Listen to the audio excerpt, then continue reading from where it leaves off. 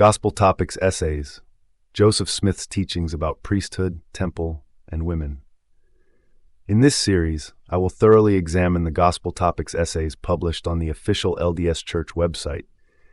Each essay will be addressed in the order presented by the Church, offering a critical and in-depth analysis of the topics they cover. Let's begin by examining how the LDS Church presents its perspective on this topic. Women and men enjoy many opportunities for service in the Church of Jesus Christ of Latter-day Saints, both within local congregations and at the church-wide level. Among other things, Latter-day Saint women preach sermons in Sunday meetings and the Church's General Conference, serve full-time proselytizing missions, perform and officiate in holy rites in the Church's temples, and lead organizations that minister to families, other women, young women, and children. They participate in priesthood councils at the local and general levels. Professional women teach Latter-day Saint history and theology at church universities and in the Church's educational programs for youth. Because only men are ordained to priesthood office, however, questions have arisen about women's standing in the Church. This essay provides relevant historical context for these important questions and explains Joseph Smith's teachings about women and priesthood authority. Okay, let's start by breaking down many misconceptions in their statement. Women do not officiate in temple rites as they make it appear, despite how the Church tries to spin it. Yes, women perform certain rites like washing and anointing other women, but they do not officiate in the endowment ceremony. Their only role in that process is delivering the female name of the day, nothing more. Women are completely excluded from performing sealing ceremonies, a privilege reserved exclusively for male priesthood holders. While women can participate in baptisms for the dead and endowment ceremonies by proxy, let's be clear, they are never the ones performing the ordinances. That authority remains firmly in male hands. The Church may dress it up to look like women have a role in officiating, but the reality, they have zero authority in any capacity. Yes, young women in the LDS Church can serve missions, but let's not pretend they're encouraged to do so.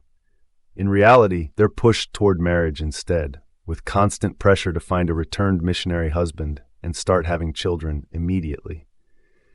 The message is crystal clear. A woman's highest calling isn't preaching the gospel. It's becoming a wife and mother as soon as possible. And let's not forget, the Church doesn't forbid women from serving, but that's only because they don't have to. The financial burden falls entirely on the missionaries themselves, including the women, so the Church loses nothing if a few choose to go. But make no mistake, female missionaries are an afterthought, not a priority. Another blatant misdirection from the Church is the claim that women give sermons in Sunday meetings and General Conference. Yes, women speak in sacrament meetings and even at General Conference. But let's be real, these are not sermons. Unlike traditional Christian churches, where clergy members preach sermons with spiritual authority, Mormon women do not hold any leadership power when they speak. The highest-ranking male priesthood holder always presides over sacrament meeting and General Conference, controlling the entire structure. And let's not forget, men, women, and even teens are assigned to give sacrament talks each Sunday. These aren't clergy-led sermons. They're brief, assigned speeches given by regular members of the congregation. So don't be fooled by the Church's clever wording. When they claim that women preach, they're twisting definitions. In Mormonism, preaching is just another carefully controlled script, not spiritual leadership. Another blatant deception is the claim that women in the Church lead their own organizations. Yes, the Relief Society, Young Women, and Primary have structured leadership roles, but let's not kid ourselves.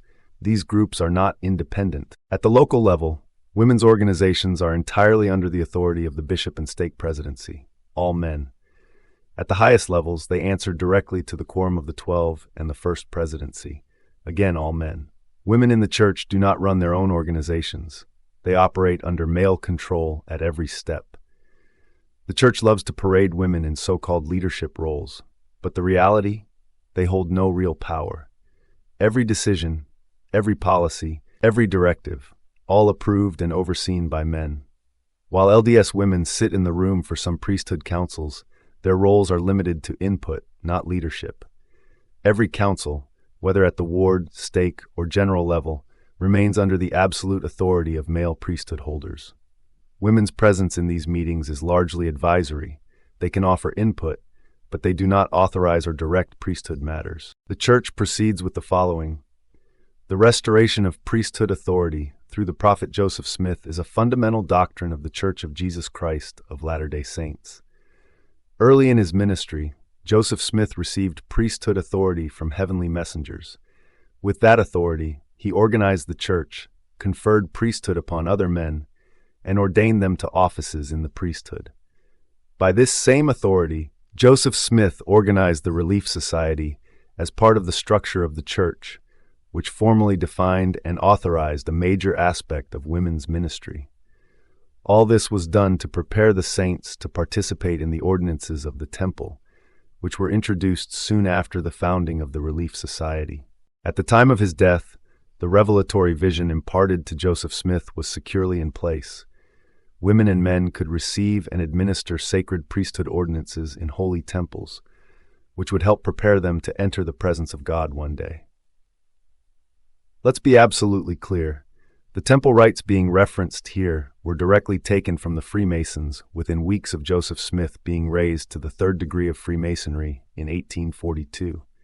That same year, Smith created the Relief Society, an organization that, at the time, had far more authority than the Church wants to admit today. What the LDS Church conveniently omits is that under Joseph Smith, women were encouraged to perform healings by faith.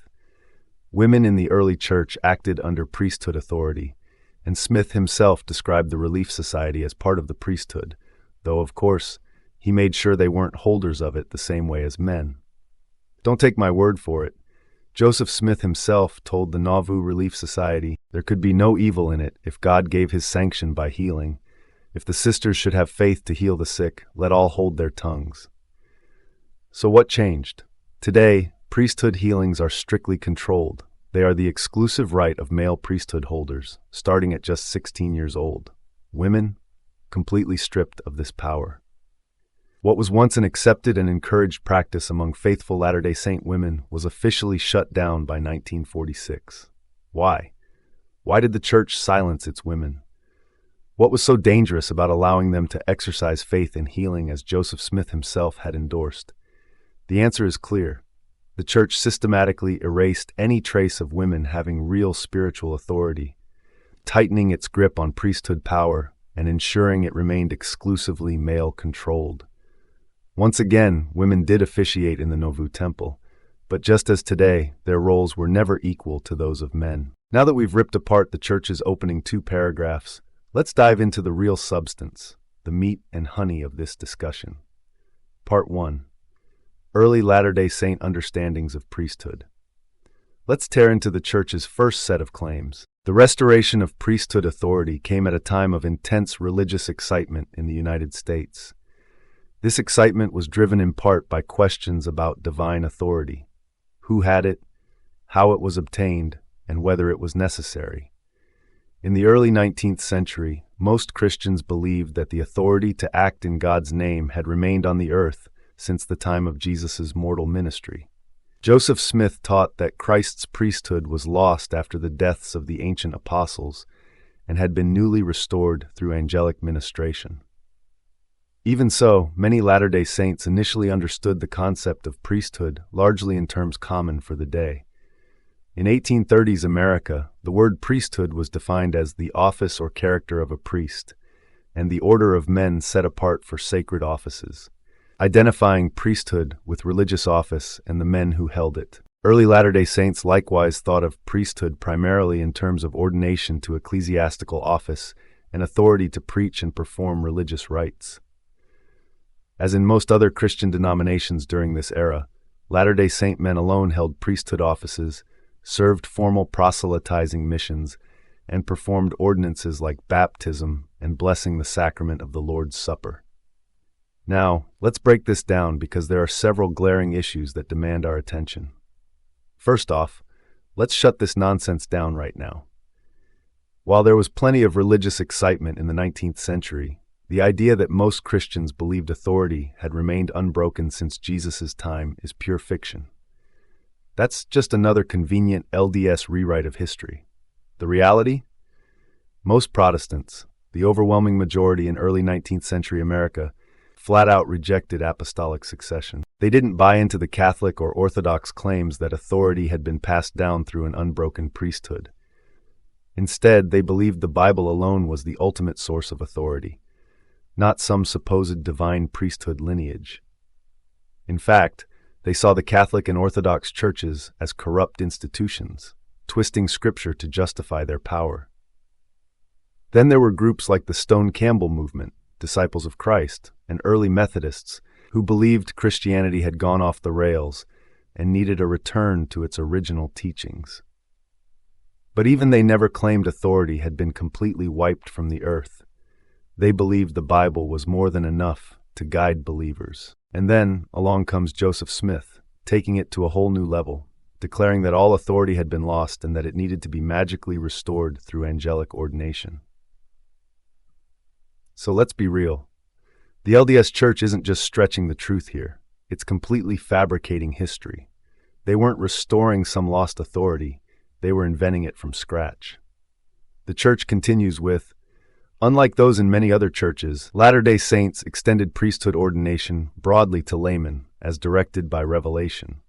Over time, an extensive structure of priesthood offices and quorums was established. From the beginning, this structure was governed by revelation under the direction of priesthood leaders holding keys. The keys of the Melchizedek priesthood, given through divine messengers to Joseph Smith and later passed to others, bestowed the right of presidency, the right to administer in spiritual things, and the right to officiate in all the offices in the church. Let's not forget, Joseph Smith didn't discover the Aaronic priesthood in 1829 like the church claims. David and John Whitmer outright denied it ever happened. There's no contemporary evidence, no records, no discussions, nothing. The story conveniently appeared years later when Smith needed to solidify his authority. And the so-called higher priesthood? That was just as fraudulent. On June 3, 1831, Joseph and Sidney Rigdon were ordained to the high priesthood, later to be known as the Melchizedek priesthood.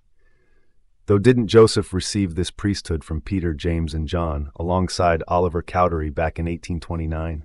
Ironically, Cowdery received this same priesthood not much later in 1831. How could Smith and Cowdery be ordained in 1831 when it supposedly happened in 1829? Because Smith and Cowdery lied, and the Whitmer brothers were being honest. The 1831 ordinations in Kirtland look nothing like what the LDS Church now calls the Melchizedek priesthood. In fact, it wasn't until after Smith became a Freemason in 1842 that the priesthood structure truly evolved. Suddenly, priesthood rituals, handshakes, and ordinances bore an uncanny resemblance to Masonic rites. So much for divine restoration. It was a manufactured hierarchy, cobbled together from convenient lies and borrowed traditions. The church follows up with, in 1836, angelic messengers committed priesthood keys to Joseph Smith that would enable church members to receive temple ordinances. In an 1841 revelation, the Lord commanded the saints to build a temple in Nauvoo, Illinois, where he would reveal to his people all things pertaining to this house and the priesthood thereof.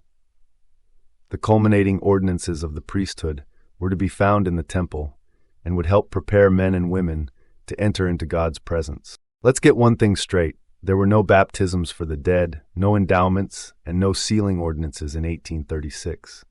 The Kirtland Temple wasn't a temple in the modern sense. It was just a glorified meeting house used for blessings, washings, and anointings, nothing even close to today's temple work. Fast forward to 1840 in Nauvoo, and suddenly, Joseph Smith pulls baptisms for the dead out of nowhere during a funeral sermon for Seymour Brunson. With no temple font, members started dunking each other in the Mississippi River. Then in 1841, Smith conveniently receives a revelation, D&C 24, demanding the construction of the Nauvoo Temple, finally giving baptisms for the dead an official home. But it doesn't stop there. By 1842 to 1844, temple ordinances start piling up, including full endowments and sealings, rituals that just so happened to look a whole lot like the Masonic rites Smith had learned in 1842. Coincidence? Not a chance. Like everything else, Smith was making it up as he went. borrowing from whatever sources suited his agenda.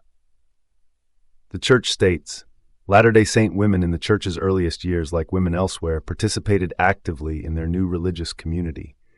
They ratified decisions by voting in conferences. They furnished the temple with their handiwork. They worshipped alongside men in meetings and choirs. They shared the gospel with relatives and neighbors. They hosted meetings in their homes, and they exercised spiritual gifts in private and in public. Early revelation authorized women to expound scriptures and to exhort the church. Even so, like most other Christians in their day, Latter-day Saints in the early years of the church reserved public preaching and leadership for men. In practice, common consent was limited. Only male priesthood holders had real decision-making power, while women and lower-ranking members were expected to sustain decisions made by leadership. Women did not hold the priesthood and had no formal voting power in key church governance decisions. Doctrine and Covenants 26:2:2, and all things shall be done by common consent in the church, by much prayer and faith, for all things you shall receive by faith. Amen. So while the verse in D&C might sound like it includes everyone, the historical reality is that women had no real say in the governance of the church. Part 2. Joseph Smith and the Nauvoo Relief Society. The church opens here with, the organization of the Female Relief Society of Nauvoo on March 17, 1842, marked a significant step in these developments. Wanting to provide charitable support to men working to build the temple, a group of Latter-day Saint women planned to form a benevolent society, mirroring a popular practice of the time. When they presented their plan to Joseph Smith, he felt inspired to move beyond such precedents. As Sarah Granger Kimball, a founding member of the Relief Society, later recalled, the prophet told them he had something better for them and said he would organize the women in the order of the priesthood after the pattern of the church. The formation of the Relief Society was not without controversy. In fact, it wasn't long before the society's actions, especially its involvement with the inner workings of the church, began to blur the lines between church authority and women's autonomy. The society would play a significant role in later years, especially under Brigham Young, as it evolved into a more structured organization that would become a major influence in the lives of Mormon women, though often serving to reinforce the patriarchal structure of the church, as we'll see next. The women named their new organization Relief Society. It was unlike other women's societies of the day because it was established by a prophet who acted with priesthood authority to give women authority, sacred responsibilities, and official positions within the structure of the church, not apart from it. The women were organized, as Apostle John Taylor remarked at the founding meeting, according to the law of heaven. As we just saw, women were not free to lead themselves. They were trapped under the yoke of male leaders. I am not spending too much time here, as most of the statements by the church literally have no bearing to the topic in this section 0. It appears the church is merely trying to distract the reader. Sorry to say. Part 3. Priesthood and the Temple. Once again, the church is just recycling the same old claims they've peddled at the start, and as I've already pointed out, they're flat out wrong. So let's cut through the nonsense and focus on a small portion of this topic in their essay that actually matters. The church states, the priesthood authority exercised by Latter-day Saint women in the temple and elsewhere remains largely unrecognized by people outside the church and is sometimes misunderstood or overlooked by those within. Latter-day Saints and others often mistakenly equate priesthood with religious office and the men who hold it, which obscures the broader Latter-day Saint concept of priesthood. Once again, the church is being completely dishonest with us. When the endowment was first introduced, men led the ceremony, guiding women through the various parts, including the initiatory and endowment rituals. Men also performed the sealing ordinances, which connected individuals for eternity, whether through marriage or other relationships. This practice reinforced the patriarchal framework within the LDS Church, where male leaders maintained control over temple rituals and spiritual authority. The Church continues on with, since Joseph Smith's day, church prophets, exercising the keys of the priesthood, have adapted structures and programs in a world in which educational, political, and economic opportunities have expanded for many women. Today, Latter-day Saint women lead 3 organizations within the Church: the Relief Society, the Young Women, and the Primary Foil. Here we have the Church outright claiming that the priesthood, those male leaders, are the ones advancing progression for women, effectively stripping away any credit that should go to women themselves. Let's get real. Women's roles in the Relief Society, Young Women's, and Primary are nothing more than a training ground for them to become good housewives, obedient wives, and dutiful mothers who follow the rigid structure of the Church. This isn't about empowerment. It's about reinforcing outdated gender roles and keeping women in their place, all while pretending that men are the ones doing them a favor. It's time to call out this condescending narrative for what it truly is: a systematic effort to diminish women's contributions and maintain a patriarchal hierarchy. The Church closes out with, "Priesthood blesses the lives of God's children in innumerable ways. Priesthood defines, empowers, ennobles, and creates order. In ecclesiastical callings, temple ordinances, family relationships, and quiet individual ministry, Latter-day Saint women and men go forward with priesthood power and authority." This interdependence of men and women in accomplishing God's work through His power is central to the gospel of Jesus Christ restored through the prophet Joseph Smith. Let's not kid ourselves. This claim about the priesthood blessing the lives of God's children is nothing more than a glorified justification for a patriarchal system. Sure, they talk about empowerment and ennoblement, but let's examine what that really means. In reality, the priesthood concentrates power in the hands of men while relegating women to subordinate roles. The idea that women are empowered through the priesthood is a smokescreen. While they may be involved in some church activities, they still lack the authority and autonomy that men possess. This so-called interdependence is just another way to frame a hierarchical structure that prioritizes male leadership and reinforces traditional gender roles. Instead of genuine partnership, it creates an illusion of equality while systematically diminishing women's contributions and authority. The restoration of the gospel through Joseph Smith did not liberate women. It only entrenched them further in a system designed to keep them reliant on male leaders. This narrative doesn't reflect the reality for women in the Church. It's time to acknowledge that this is not empowerment, it's control.